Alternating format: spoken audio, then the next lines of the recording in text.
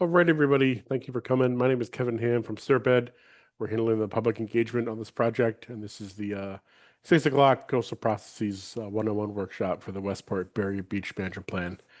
A couple quick housekeeping items before we get started. I'm going to leave everybody muted. If you have a question, raise your hand or type in the chat, and then at the end, we're going to have a little more open session for questions. We are recording the meeting. So if you have to jump early or you want to review it later, just reach out. We can share the recording. I don't see anybody on a phone, so I'm not going to go over the phone instructions. If you need to unmute yourself or raise your hand, those are all the controls at the bottom of your screen. If you have any questions, again, if you tech support, just click on the chat button, type it into the chat. I'll be watching that, and we'll get you situated. Otherwise, I'm going to pass it off to Michael Burris from the town of Westport. Thank you. Hey everyone, as Kevin said, I'm Michael. I'm the town planner here in Westport. Gonna just kick this off with a quick background on the project. So if y'all remember last year, in the winter, there were a handful of southeasterly storms that had generated a pretty significant amount of overwash and caused some significant damages to the town's barrier beaches and the roads, particularly East Beach. There was a lot of coverage of that. And so following those storms, the select board had asked the planning board to search for some grant funds to develop strategies to mitigate and respond to these types of storm events. So we put our heads together and applied for a couple of different grants. We put our heads together with the Conservation Commission and we applied for a couple different grants. So the one was through the Coastal Zone Management and the other was through the Municipal Vulnerability Program. Unfortunately, we were selected for both awards, so here we are today. We put those awards out to an RFP and contracted with Woods Hole Group to develop these beach management plans for the town's barrier beaches, particularly where there are town-owned roads. So you'll note that the three that we're looking at in this project is East Beach, Beach Avenue, and Atlantic Avenue, because those are all barrier beaches where the town has roads. And so our last public meeting for this was in March. We were listening to community members talk about their experiences at each of these three barrier beaches. And so that brings us to tonight. What we're going to be doing here is learning more about the science behind the coastal processes at these barrier beaches and how that impacts each of the three study areas at East Beach, Beach Avenue, and Atlantic Avenue. So with that, Connor, I'll turn it over to you and the team at Woods Hole Group to start the presentation. Great. Thanks so much, Michael. And I'll just share my screen. Make sure you can all see that. Does that look all right? Okay, great. Thanks. So Looks good. hi, everybody. Yeah, like Michael said, my name is Connor Ofston. I'm a coastal scientist with Woods Hole Group. We're a coastal science and engineering firm. I'm the project manager for from the technical side of this project, and we're working with Serped, who organized this meeting, who is leading the outreach and education. So thanks so much to that for them being here.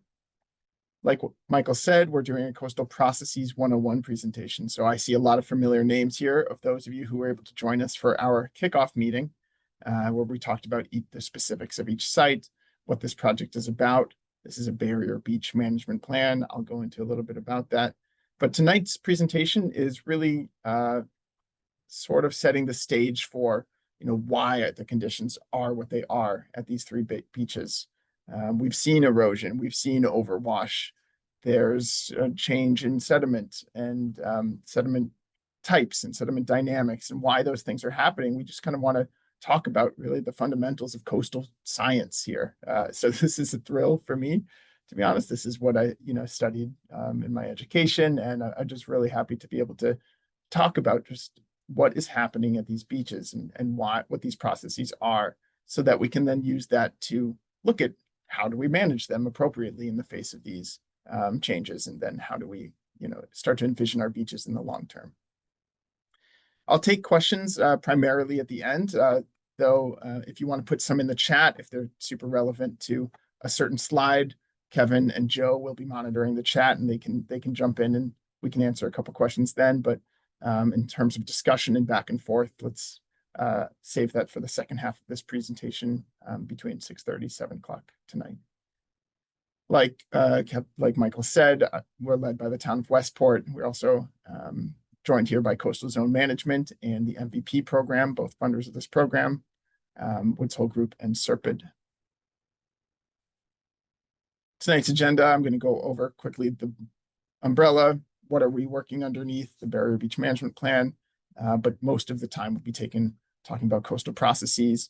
I'll also end with a project timeline and further outreach events. There are many outreach events. So for those of you who can't stay until the end, just want to put on your radar, Saturday, May 31st, we are planning to be on the beach, East Beach, Beach Ave, Atlantic Ave, in succession throughout the day. There will be a flyer notice that goes out since you've all registered here. You will be notified. We want to be out there on the beach and walk it with you and talk about these coastal processes more and talk about your experiences with storms and sea level rise. So real quickly, the Barrier Beach Management Plan. This is kind of the overarching project, which this presentation is working underneath. And there are many components going on. You may have seen us out on the beach there in February and March, where we were starting to establish the existing conditions. We've done sediment sampling. We've done wetland resource delineation. We've done a survey of roads and structures, and Serpid has flown a drone and taken a survey of topography and taken great aerial imagery. We're using all of that information as inputs to examine the vulnerability of these reaches to erosion, to flooding, to storms. We're also simultaneously doing desktop-based studies. We're reading through all the past reports that have gone into the planning of Westport and starting to bring those together into one cohesive narrative about the management today of these beaches and what the management of these beaches could look like in the near future. Lastly, we're evaluating a range of adaptation strategies, primarily related to bringing in sediment. There's erosion, essentially, short, to make the story short, at these beaches. And one response to erosion is to bring in sediment. So we're looking at what it means to bring in sediment. What does that cost? What does that do for these beaches? Is it worth our effort to do so? All the while, we're performing community feedback and outreach. You can contact me anytime, and you have Serpid's contact through this registration as well. So we're looking to get out in the community and talk to you as much as possible. The outcomes of this project will be the establishment of existing conditions. So these wetland resource delineations will help serve the town and the public as you perhaps go forward with any sorts of applications for a project you want to implement. The sediment analysis, the topographic survey, similarly, they all can set the baseline for projects which may occur in the future. Secondly, we will have a draft beach management plan. We don't expect to finalize that in this phase. This project ends on June 30th. That would be a very quick turnaround. There needs to be presentations with the select board.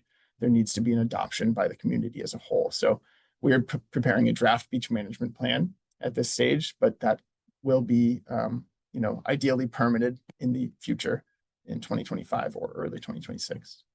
And then lastly, we're preparing data to support kind of the mid to long-term planning of these beaches. All right, so into the Coastal Processes 101. So we keep using this term, barrier beach.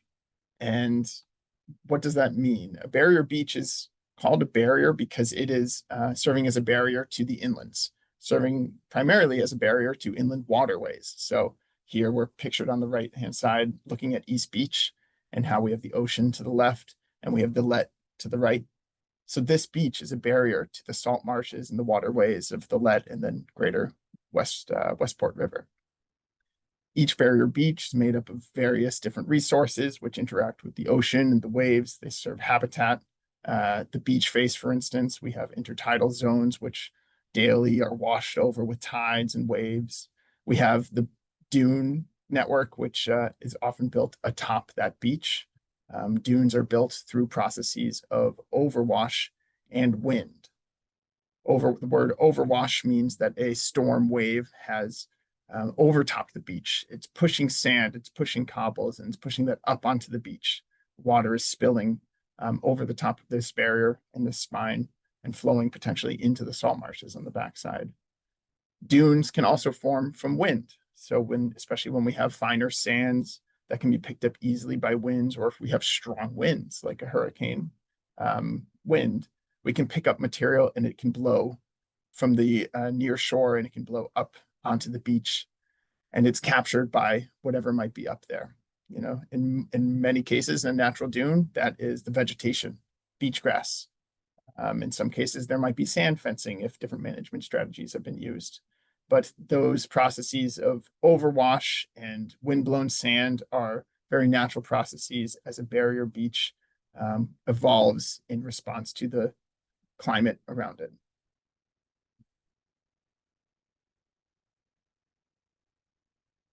Barrier beaches are incredibly important. That word barrier is an indicator that things inland of this beach are benefiting from the protective element that it provides.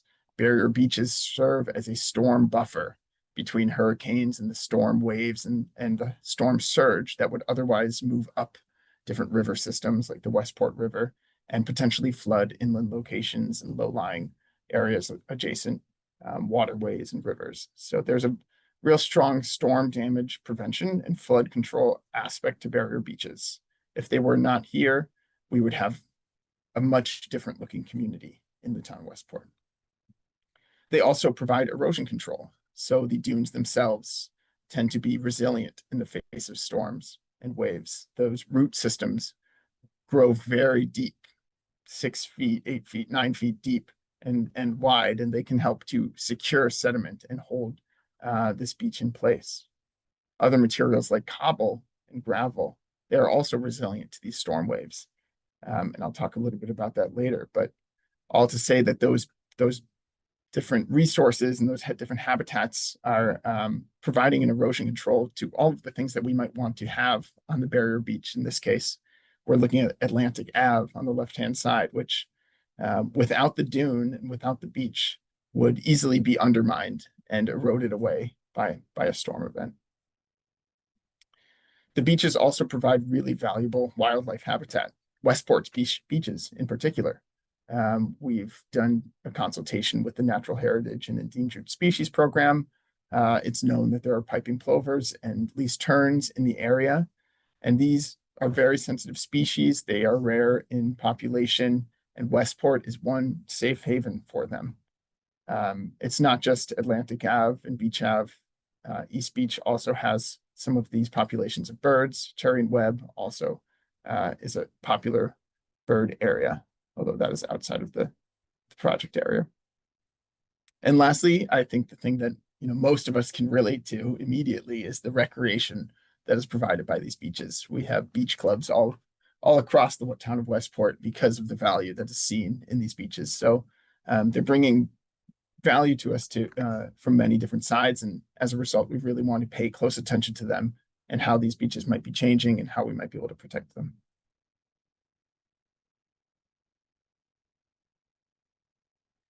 Westport's barrier beaches are really unique in their geological kind of wonders in my mind.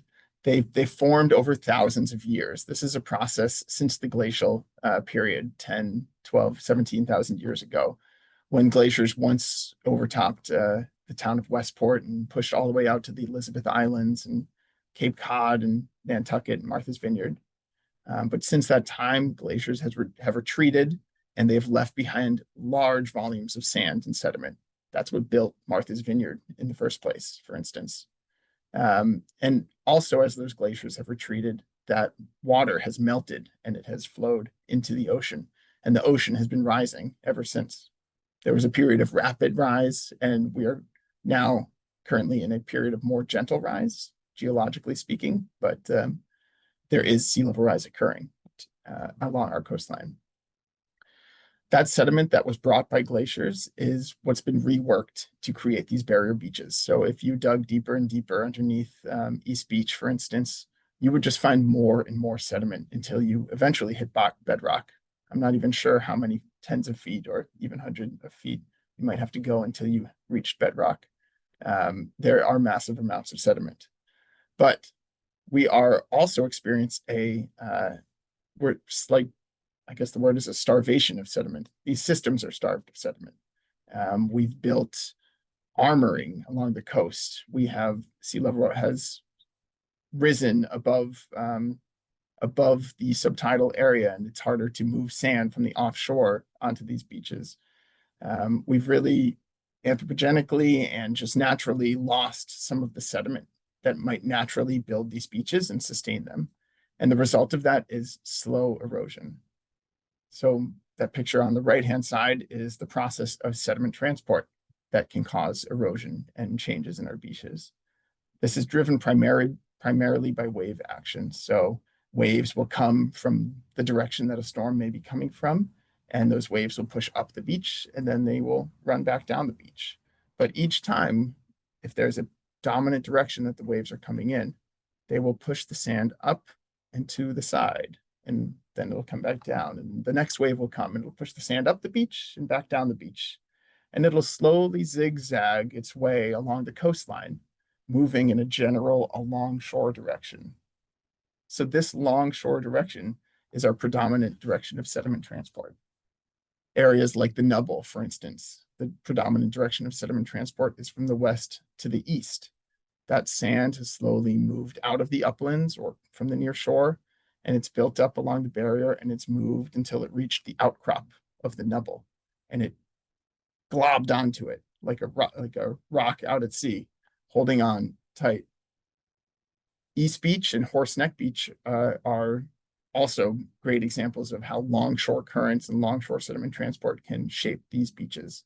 Horse Neck Beach, the sediment transport direction is from the east and to the west. And so sand will move from Gooseberry Island Causeway predominantly towards the inlet of Westport River. On the other side of Gooseberry Island, there's East Beach, and sediment moves in the opposite direction.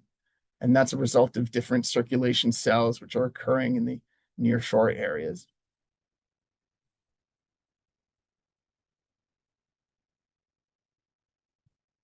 That's sort of starting geological and then looking at the big picture of predominant sediment transport directions, looking at how these beaches are shaped. But there are much more frequent changes. On a seasonal basis, there are dramatic changes which can occur at these beaches. The summer beach profile is one where the beaches tend to be built out wider and gentler. That's a process that occurs during more quiescent wave periods. So we have less stormy climate conditions, and that is able to push sand from the near shore. It picks up sandbars, for instance, and starts to move it into the shore, and it slowly builds up our beaches over time. So, the widest a beach like Atlantic Ave may be in a year is at the end of August or at the start of September. Now, hurricanes can disrupt that process, and there's always anomalies to these different trends that we see. But in general, at the end of the summer, you are likely to have your widest beach. On the other hand of that is during the winter, we get often erosive conditions. There are stronger storms during the winter. We often get higher tides during the winter, and these tend to be erosive. When the waves can crash right on the edge of the shoreline, they can scour and they can pull it off under, the riptide underneath and deposit that as sandbars offshore. That's what these two pictures are showing on the right-hand side. We have the summer beach, which is a bit high and dry, and the winter beach, which is eroded and the near shore sandbars are formed. This is a natural process which kind of cycles over itself and can be seen each year, but coupled with a longshore transport and a lack of sediment in the region as a whole, we are likely to see erosion slowly over time at our beaches.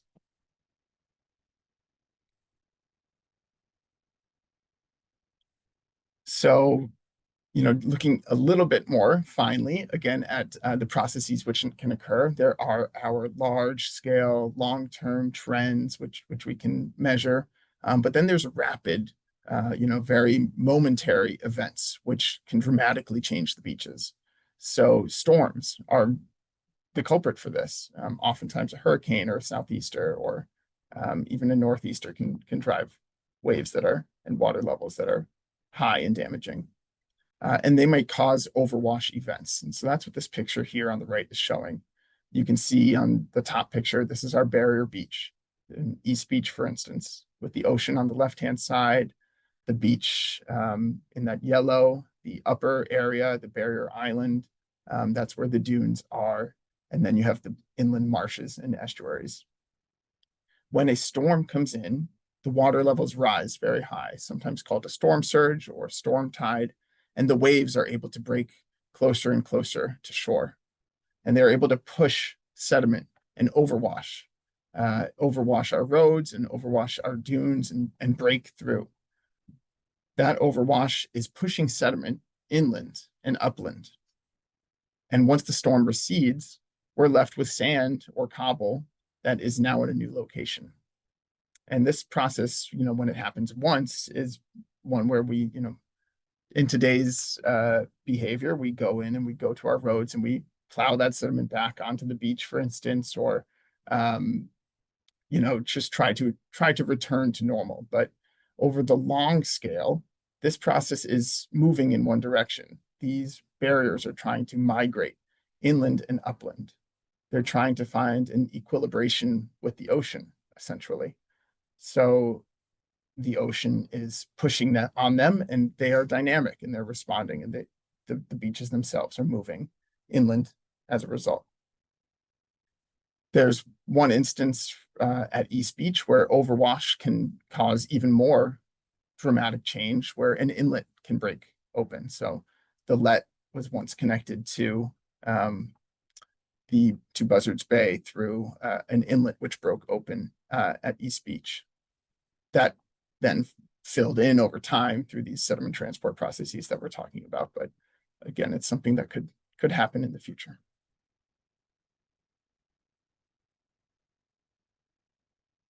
A look at what those storms can look like on our beaches. Just have a small timeline here.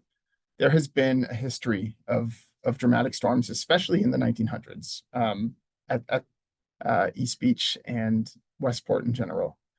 The first one that is most notable, since we had developed along the coastline at that time, is the 1939 Great New England Hurricane. That hurricane came from the south and it damaged every town that's south facing, frankly. So Westport has extreme examples of the fallout of Hurricane 1938. Fairhaven does as well, Mattapoisett, New Bedford, Falmouth, Barnstable, all of these towns facing the south, the Cape and the islands, of course, really took a big beating by the 1939 hurricane. There's also the Hurricane Carol of 1954, Hurricane Bob, which many of you may remember, in 1991, Superstorm Sandy in 2012, although that was a hurricane which went to New York City, it still caused extreme water levels and high winds, which still battered our coastline. There are others like Blizzard Juno in 2015, the storms of 2018, the nor'easters of Riley in March, and the January storm as well, Hurricane Henri in 2021, and then just like Michael had said at the start, the 2024 storm, January 10th, 11th, 12th, and 13th, where we had very high water levels, very large waves that were damaging the coastline in Westport. The result is a dramatically changing beach. I think East Beach is really the poster child of this. Looking at 1890 to 2024, the conditions are incredibly different. There used to be homes lining the shoreline. There used to be a larger community. Today in 2024, the vast majority of these homes have been removed. The roadway is pushing a little bit further inland. The beaches are more narrow. There's less sand. There's more cobble. And the conditions are just very different.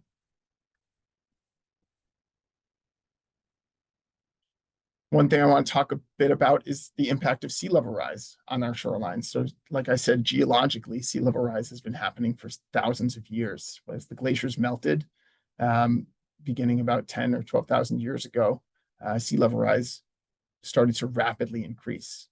Since we've been monitoring sea level rise and measuring, and beginning in about 1930 to 1940 in Woods Hole, this is a figure of what data from Woods Hole and National Oceanic and Atmospheric Administration. We've measured about 1 foot of sea level rise in the past century. And so that is a tangible change in the shoreline. 1 foot doesn't sound like much, but when you have 1 foot on top of a storm surge, or 1 foot on an area where you are accessing the water, and you've built your dock or your harbor right at the water line, 1 foot can make a big difference.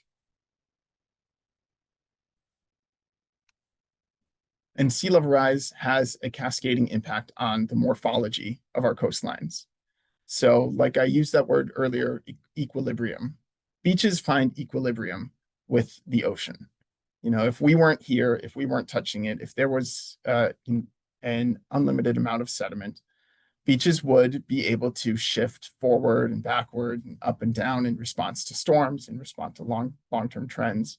And what beaches are trying to do with sea level rise is to retreat, to move inland and upland. They are self-sustaining if given the space to do so, these barrier beaches. However, because we've planted our flag, tried to hold the line on the edge of this beach, we are starting to see this retreat, and with respect to where we're standing.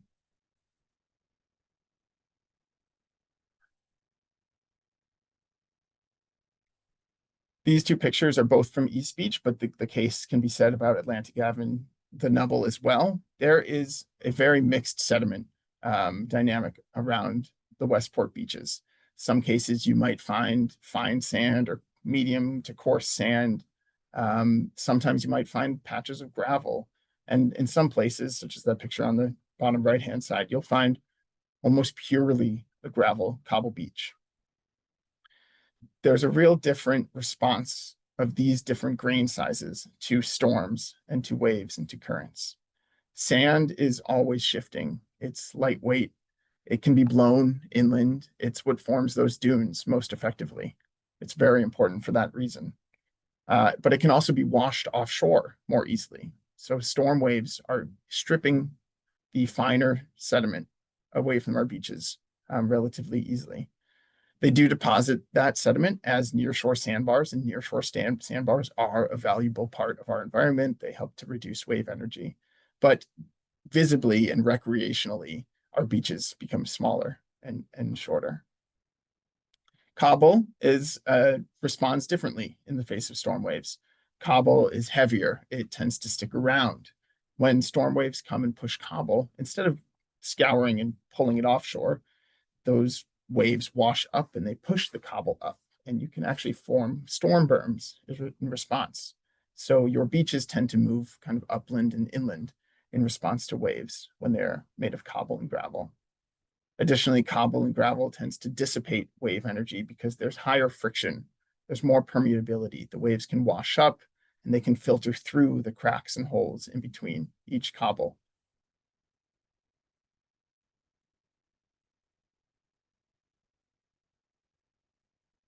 So I've alluded to some of the erosion that we've seen. I'm trying to keep this presentation to really what just the processes broadly are that are occurring, but it's hard to just deny that we want to stay where we are. We want to see these beaches. We want to recreate these beaches, and we want to protect them. So just a quick note about different ways that you and your beach, you can help your beach. Dune nourishment is one of those ways. So bringing in sediment, compatible sediment, to nourish your dunes and build up their elevation, build up their volume, is a great way to enhance natural resources and gain the benefits that we've talked about dunes providing, that storm buffer, that way to combat erosion. So dune nourishment is one appropriate way to address erosion. I just want to note that,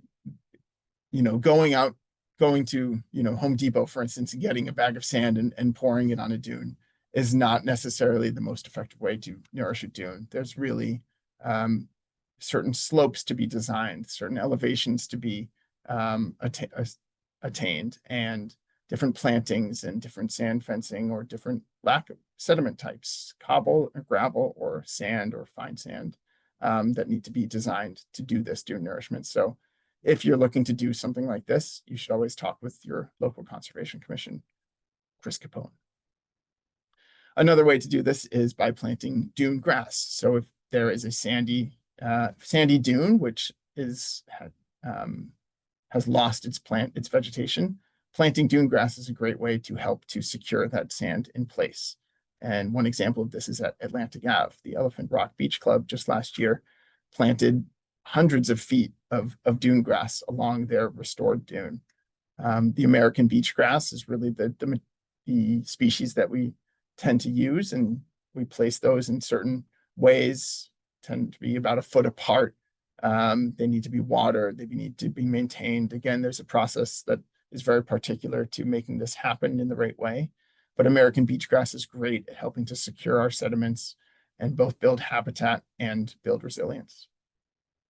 Lastly, installing sand fencing is an important way where we can capture that windblown sand and start to maybe build up a dune that might be lacking or might not be there at all.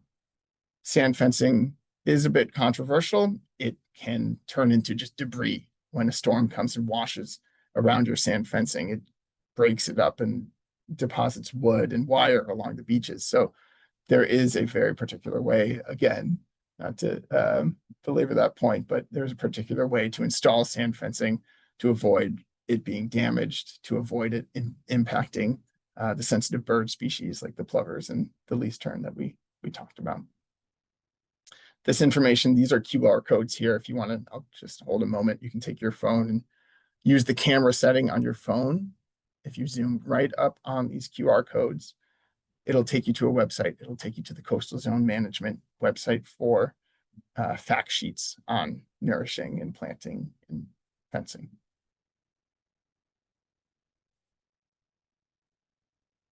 All right, that was about all I was looking to go over for coastal processes. So I hope that there's a lot of questions. I really encourage that and would love to talk about this more with you all. But quickly, I'll go over our project timelines so you all know what the plan is going forward.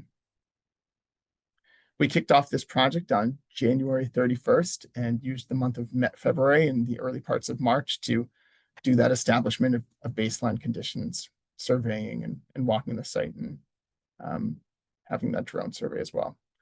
Between March and April, that's when we did our desktop analysis, looking at all of the literature that is out there, starting to prepare our reports and digest the information that we learned on site. This May, we've been doing a lot of beach management drafting. So my coworker Justine, who will be there on the 31st, has been working primarily on beach management planning. And I've been working primarily on alternatives analysis and performance modeling of large-scale nourishment projects. So I will be happy to talk about that with you all at future events. This right now is community workshop number 2. There will be a community workshop number 3, workshop number 4. Those will take place either at the end of June or sometime in July. There will be the beach walk on May 31st. And then there will be various tabling events. So if you've seen Serpid out in your community already, they were at, I believe, the marathon or half marathon a week or 2 ago. So thanks to them, they're trying to get out on the ground and spread the word about this project. From a technical standpoint, we will be stopping on June 30th. So we will have a draft beach management plan at that time.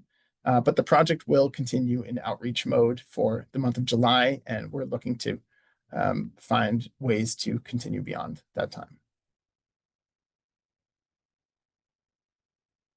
For public engagement, this is that beach walk, the deep dive series. So Maria Jones, who could not make it tonight, but is going to send out this flyer afterwards, is helping us organize a beach walk on Saturday, May 31st. So please mark your calendar. We will be at all 3 beaches for about an hour and a half at each.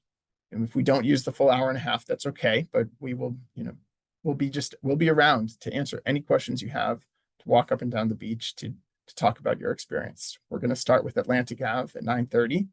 We're coordinating with Elephant Rock Beach Club and George to see if we can park in their parking lot and find a ideal meeting place.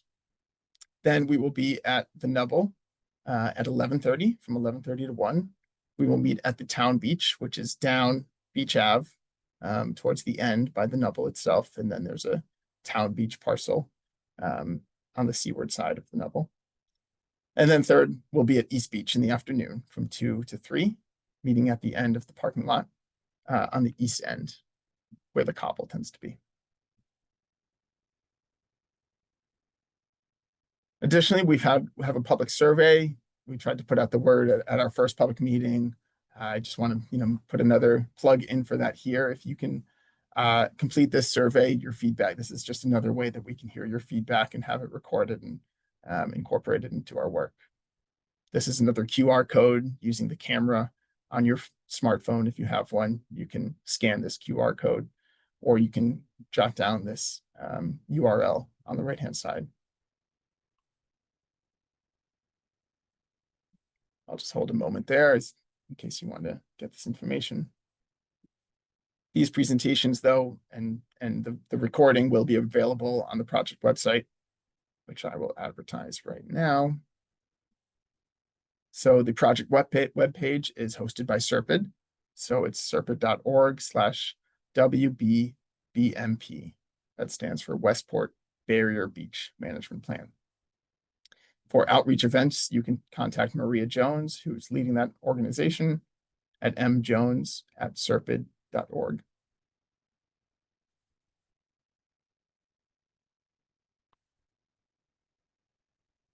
All right, and that is the conclusion of our presentation. Here's a quick plug as well for a CZM tool, which can be very useful. Happy to talk about it if you all have questions, but I think for the sake of time, I want to leave about 20 minutes for discussion, and I'll stop there. Connor, we got a couple of questions in chat. Now that you're not sharing, you should be able to see them. If not, I can read them out. Thanks. Yeah, let me pull them up then. Connor, I wasn't getting the QR codes for the fact sheets to work, so I put the links in the chat. Perfect. Thank you so much, Rebecca. That's great. Okay. We'll take that note and make sure that those fact sheets are going to be in the form of a poster that we can have out and about around town. We're also going to print out fact sheets as well. So if you're able to come to our site walks, we can have those as handouts. And all this information should be ready for all of you by then. Right, another question from Janet Hatley. Can you give any examples of success from other communities who are aggressive in their attempts to maintain their beaches? And yes, I think one that's really relevant today, because they've just completed a beach nourishment effort, is Duxbury Beach Reservation. Duxbury Beach Reservation is out in the towns of Marshfield and Duxbury. They have a barrier beach as well, which extends from the border of northern Duxbury and down into adjacent to Plymouth Harbor. And the Duxbury Beach Reservation has been working with different agencies, including CZM, to nourish their beaches in a very methodical and aggressive, frankly, way. So they have done a nourishment, some form of erosion control project almost every other year for the past many years. Now they're placing, I think the last, Rebecca honestly could speak to this better than me, but the last time that there was a nourishment effort, I think was on the order of 75,000 cubic yards or so, which is a fairly large scale nourishment. If we're looking at a place like East Beach, there might be the need for an even greater volume of sand or cobble placed because it's so sediment starved. But there is success in the state of Massachusetts to nourish beaches. There's also Rebecca? plenty of beaches that do beach grass and other planting to help with erosion control. That is done routinely in most communities. So those fact sheets that I put links to have information about the different kinds of vegetation that are appropriate in dunes. Connor had a picture of some of the root systems and how deep those can be and how those help So there's a lot of information available, and those are used, those techniques are used very successfully in a lot of places. Yeah, thanks, Rebecca. And I'd even give a shout out to Elephant Rock Beach Club and their dune restoration that took place along Atlantic Ave in the past year. That's, one example of success in your own town. Okay, next question is from Susan Dooley. You are not addressing the Cherry and Webb Beach. Can you comment on it? Thanks. And yes, that is something that is outside the scope of this project. I think, as Michael put it earlier, the 3 beaches that we're looking at are, what they have in common are that they are barrier beaches, one, but that 2, they have public roads behind them. So the town of Westport has an interest in maintaining their road systems and planning their road systems for different storm and erosive events. It really plays into this beach management plan because there are different ways to manage your roadways and manage the overwash which occurs on them. And that's why these 3 beaches are specifically prioritized here. Cherry and Webb Beach, I don't have personally much experience with, so I don't have any broad comments on it. But if you have a specific question about the area or about Horseneck Beach in general, I'd be happy to respond. All right, third, we'll just stick to the comments here for a second, and then we can move to raising your hands.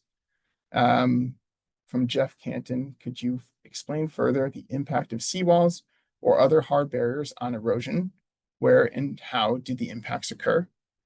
So thanks, Jeff. That's a great question. And another real fundamental coastal process as we start to develop along the edge of the shoreline. Traditional coastal engineering practices were often to create revetments or seawalls, very hard and permanent structures along beaches.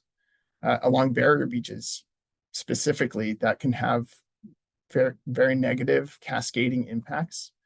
So what seawalls are good at doing is holding in line, protecting things that are inland of them, but they are completely neglecting of what is seaward of them. So a seawall will hold the line where you are, but the beach in front of that seawall will experience more erosion, more scour, because that seawall will reflect wave energy.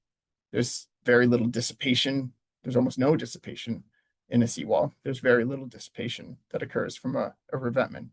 And so that reflection of wave energy causes scour. It causes the beach volume to drop, causes the beach elevation to drop. And what you're left with is kind of a fortress on the edge of the water line. Additionally, upstream, up coast and down coast of a seawall, you can have what are called end effects. So seawalls might hold the line where they are, but those who aren't be right behind that seawall will be impacted by edge erosion. So the seawall will reflect wave energy, or it will create a headland which starts to focus wave energy. And where their seawall is not present, there's going to be another increase in scour and an increase in erosion. So once you start to go down the seawall path, you almost find yourself patching every inch of coastline with another seawall, trying to chase this erosion as you go. And the result is really a wall with no beach. Seawalls are good for, like I said, they hold the line against storms, but if not built high above the ground surface, flooding and overtopping are still significant issues that seawalls can experience. So there are different towns and different seawalls along the Massachusetts coast that you might be well aware of. Hull, Marshfield, and Duxbury, like I said earlier, where seawalls exist, and those communities are incredibly vulnerable. The seawalls are taking a beating because there's no natural resources seaward of them to dissipate wave energy. So storms are hitting the seawalls with their full force, and they're overtopping and they're flooding communities. The areas that we actually see the most FEMA calls for repetitive losses are actually areas along the beaches and the barrier beaches where seawalls exist. Back to the previous question from C. Glazer. It used to be commonplace to put old Christmas trees in the dunes to help anchor the movement of the sand. I remember this being done for decades along Atlantic Ave. Any comment on why they prohibited that a few years ago? Yeah, thanks. Great question. I was not tracking the policy around Christmas trees in dunes. I know that the process that is trying to be achieved by Christmas trees is the process of capturing wind-blown sand. And that process can be done with sand fencing. It can be done with primarily and ideally with natural vegetation. So I think that process, while well-intentioned, isn't exactly what is natural in a dune. Christmas trees don't, aren't the foundation of our dunes, but the process of trapping and sequestering sand is fundamental to our dunes. So I think, like Rebecca said, the cesium fact sheets that are out there, we want to try to use as many native processes as we can, and planting is really the ideal process there. It can also help shed a little light on that. The Christmas trees are problematic in endangered species habitat. And some sand fencing has to be limited near shorebird habitat as well. What happens with the Christmas trees, if it's not in shorebird habitat, they may trap sand, but when they come out in a storm, they come out in one big clump and you have a big hole rather than vegetation that has roots associated with it. So as part of the beach management plan that Woods Hole Group is working on, they'll have some recommendations on how you balance those competing interests. Thank you. Great questions so far. Please feel free, folks, to put your questions in the chat, or if you want to raise your hand or just unmute yourself, we'll take any more questions.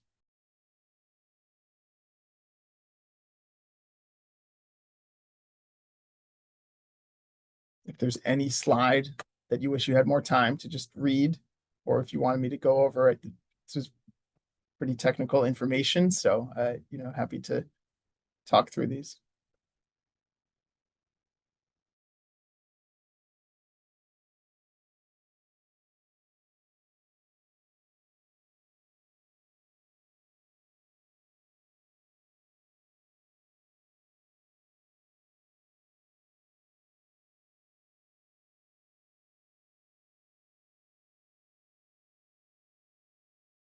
Constance had to leave halfway through. If she were here, she would have a question for me. I know it. I just know it.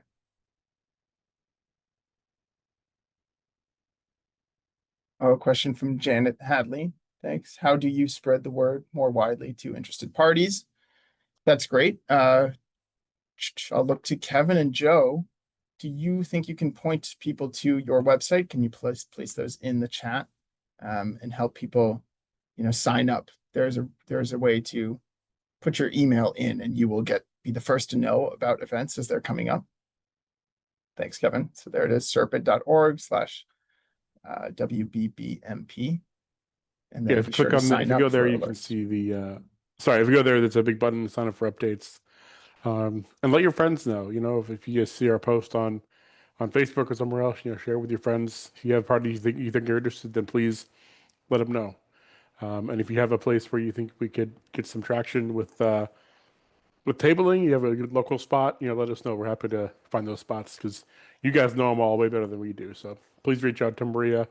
I'll put her email in the chat as well as my email. Please reach out. Thanks. Another place to look will be the town website. Oh, Michael was about to, I think. I was going to say the same thing, Connor. So another place you can go to is you can go to the town's website and you can subscribe to the town's news and alerts.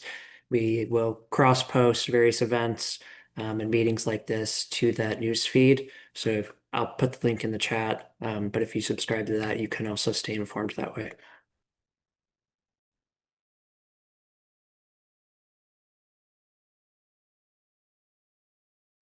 Kathleen asks, I came in late. Can I watch this recorded session? So Kevin, do you mind commenting on how folks will be able to access the recording? Yeah, partially. I know Maria has a plan for that. But because you signed up to be in this meeting, when the recording is watchable, we'll send a link out to everybody. So you guys will be able to find it. And if for some reason you don't see that in the next few days, reach out with an email. We'll make sure we get it to you.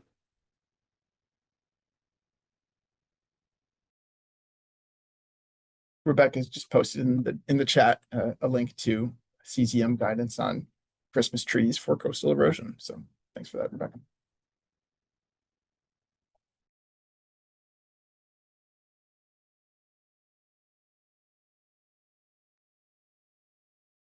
All right. Well, if no more questions, I think you folks can, oh, maybe one more. Just Michael. I'm going to hang on for another 9 minutes if anybody, just wants to ask me a question more personally. But that's the gist of our presentation. So thank you so much for being here. And I hope to see you all on Saturday, May 31st at your respective beaches. Have a good night.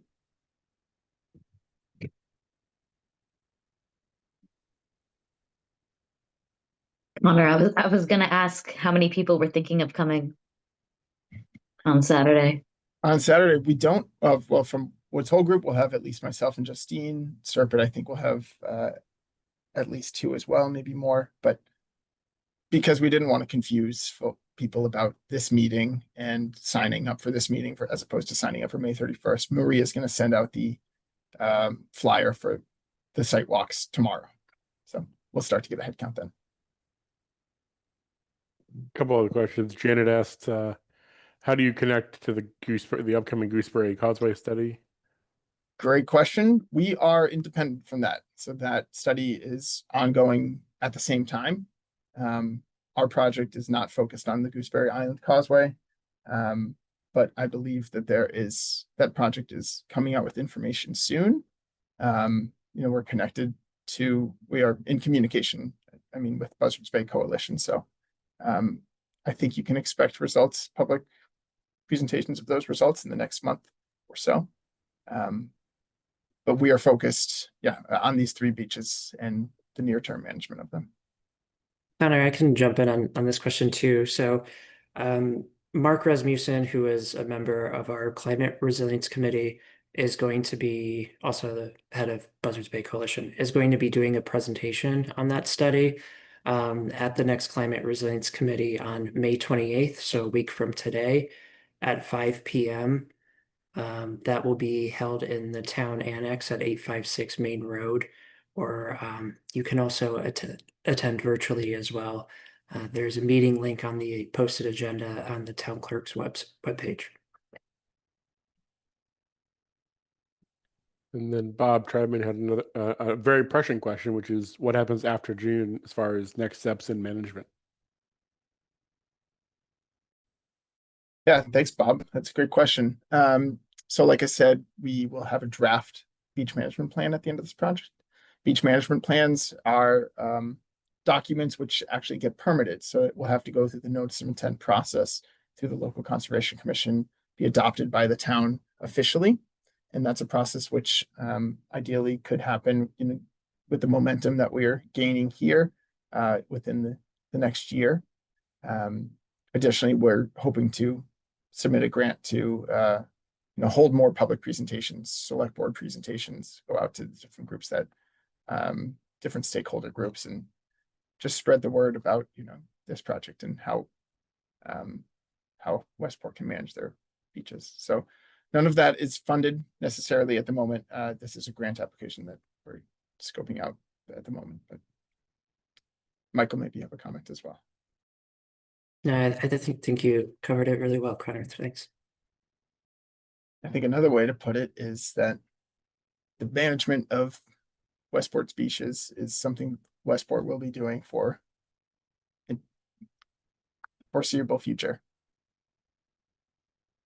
So I don't think even if we have a June 30th ending, you might see less of me, but I think this topic is no less important to the town after June 30th. Roger, if you looks like you might be trying to talk, but you're muted. Are you trying to give me a wave if you're trying to talk, and I'll make sure you get unmuted here. I'm not sure you're trying to talk to us or just to your partner there. Thank you all. Thanks for the nice notes in the chat. Yeah, thanks everybody. Hopefully we'll see most of you at the on the 31st. Yeah. Okay. Great. I think we can wrap up then.